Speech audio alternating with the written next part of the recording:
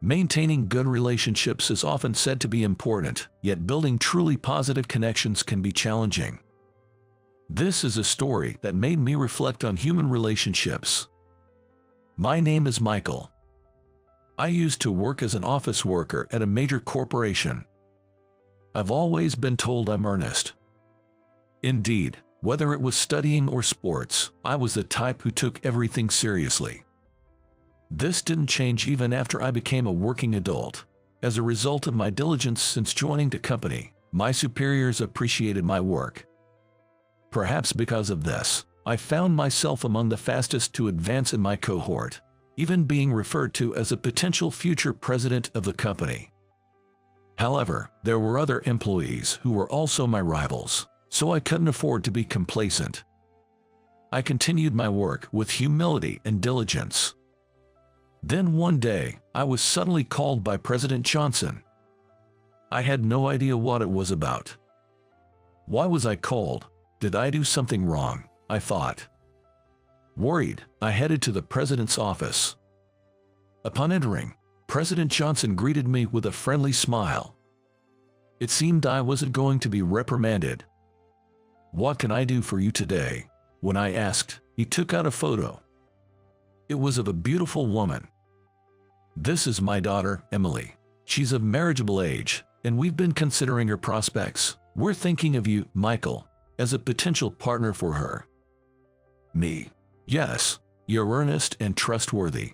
I think you're a suitable match for her." I've never worked directly with Emily, so I'm not familiar with her. Of course, we plan to have a formal meeting first. President Johnson seemed to understand my feelings and added that if we meet and get to know each other, maybe it's okay. I made my mind.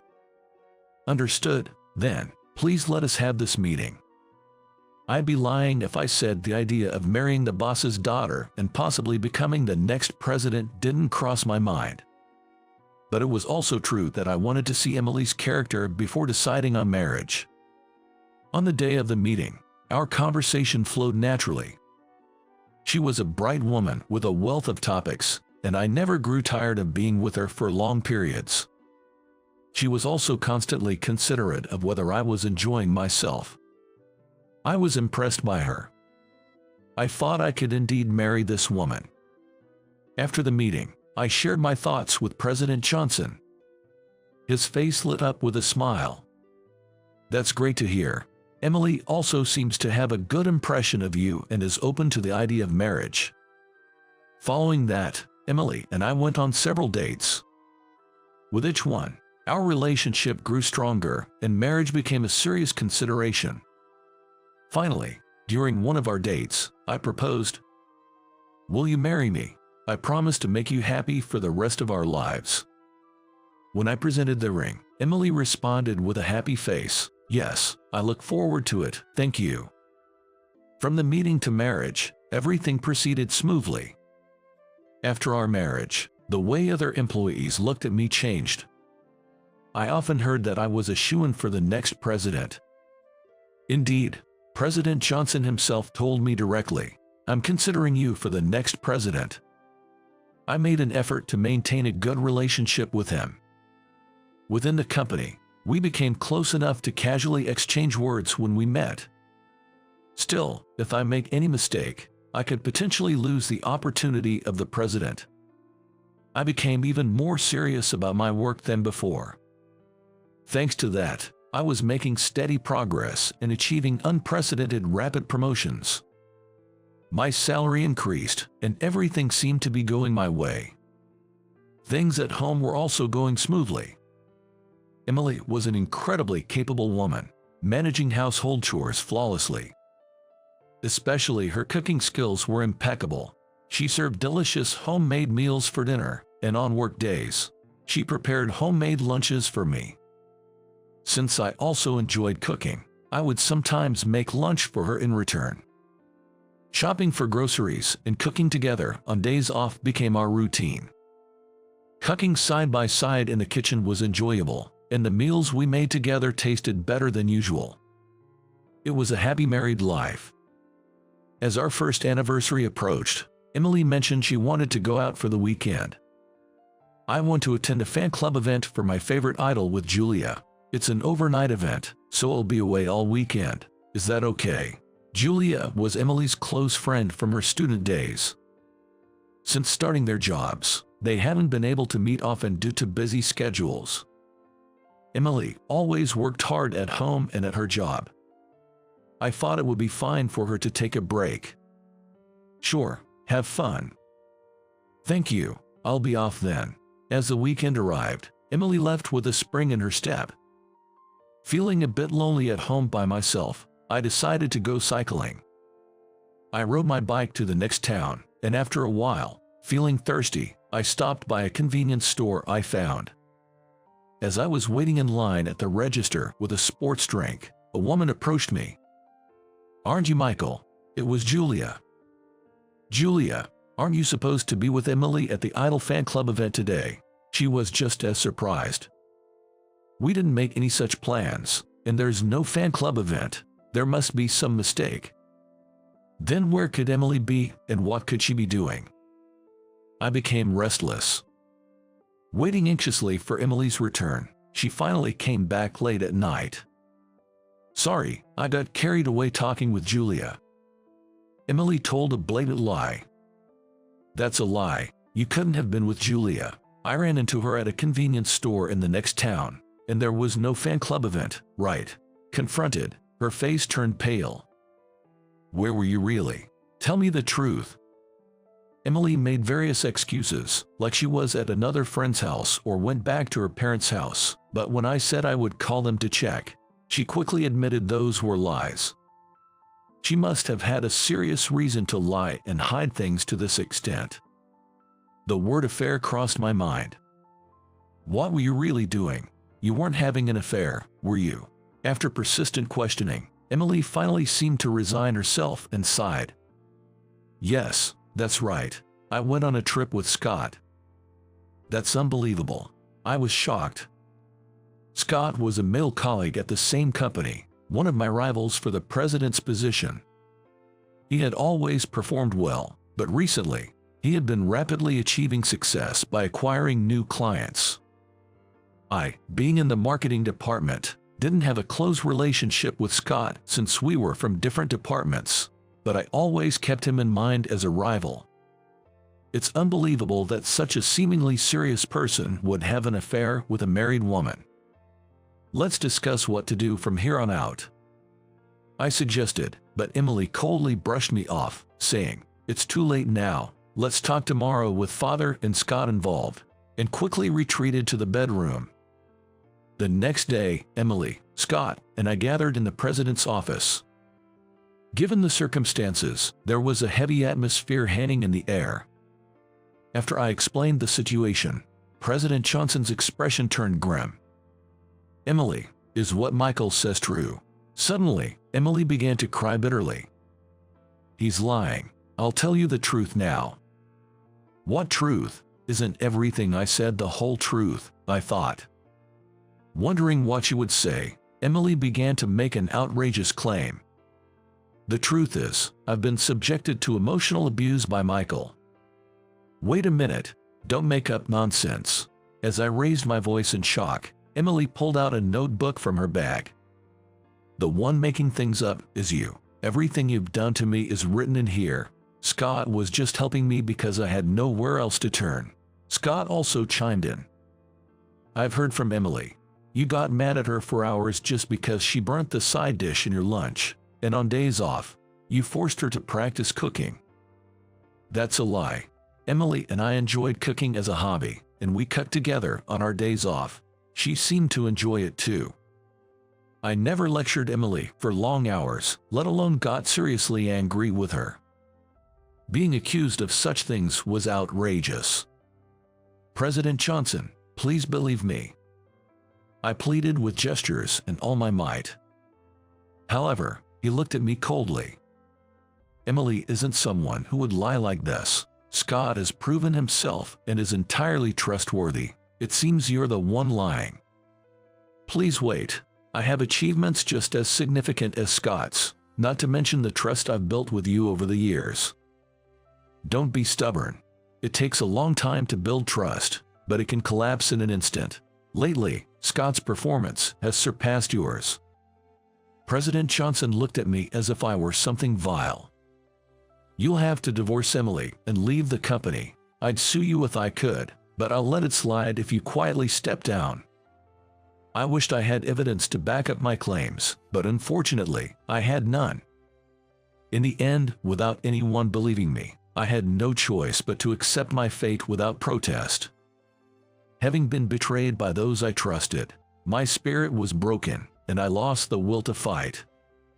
Having lost everything, I decided to return to my parents' house. My parents were very worried about their son, who had been on a fast track at his company, suddenly getting fired and divorced. Fortunately, my parents believed my side of the story. Just take it easy for a while, then you can start looking for a job, my mother said, but even after a month, I had no motivation to job hunt. I was tormented by thoughts of what all my hard work for the company had been for. My lifestyle became quite sloppy. I would wake up around noon, eat lunch, and then just zone out until dinner. After dinner, I would spend the night watching videos on my cell phone. This cycle repeated over and over. Deep down, I knew this wasn't right, but I just couldn't muster the energy to start job hunting. Losing my position at the company seemed to have drained me of my will to live. 2 months after being fired and living aimlessly, a turning point arrived. I received an invitation to a class reunion. I was reluctant to expose my current downtrodden state to my classmates, but I figured I didn't have to mention it. With nothing else to do, I thought it might be a good change of pace and decided to attend. On the day of the reunion, I put on a suit for the first time in a long while and headed out. Arriving at the venue, I was greeted by many familiar faces. As soon as they noticed me, former classmates started to approach me for a chat. "Michael, long time no see. How have you been?" "Doing good. You seem well too." As we were reminiscing, a woman joined a conversation. "It's been a while to see everyone." Seeing her face, I was taken aback. It was Amy, my childhood friend, and also my first love. I never mustered the courage to go beyond friendship, but I never forgot the times I spent with her.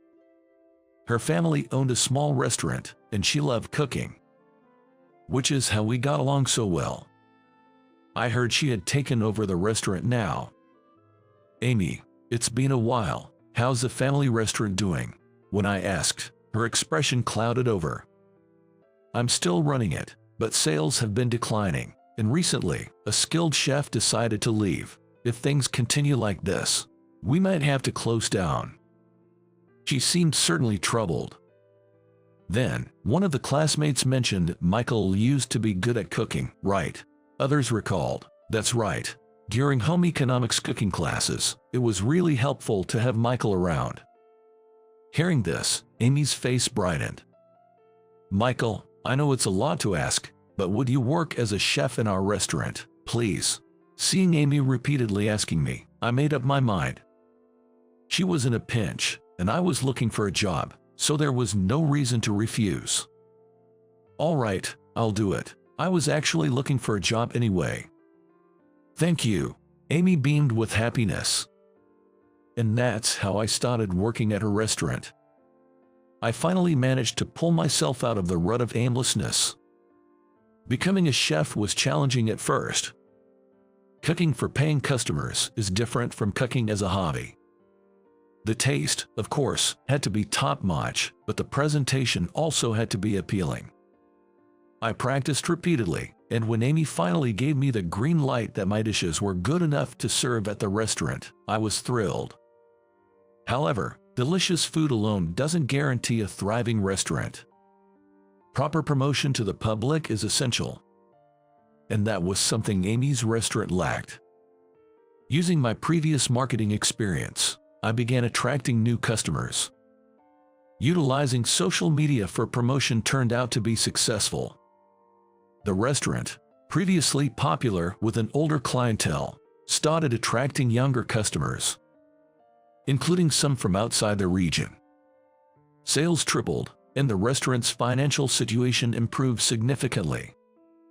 It's a relief we didn't have to close the restaurant that's been passed down through generations. Your help was invaluable, Michael. Thank you. Amy thanked me with genuine happiness, but I was the one who felt grateful. After leaving my previous job, I had lost all direction, but thanks to you, I found a new purpose in supporting this restaurant. Thank you. We continued running the restaurant together. However, a year after I started working at the small restaurant, unexpected visitors arrived. It was President Johnson and Emily from my former company. We went to your parents' house, and they told us we could find you here. We need to talk. Both looked quite serious. I had nothing I wanted to discuss with them, but since it was before opening hours, I decided to hear them out. What is it? Our company is facing bankruptcy due to accumulating debts. Remember Scott? He was so focused on immediate sales results that he made false promises to clients. As a result, most of our clients have lost trust in us and terminated their contracts. Emily also spoke about Scott's wrongdoings. After we broke up, I married Scott, but living with him turned out to be a nightmare. He would constantly belittle me, and when he drank, he'd become violent towards me. While it was indeed a tragic story, it was no longer related to me since I had been ousted. I couldn't find it in myself to sympathize. I understand things are tough for you, but what do you expect me to do? I don't think there's a place for a man accused of domestic abuse.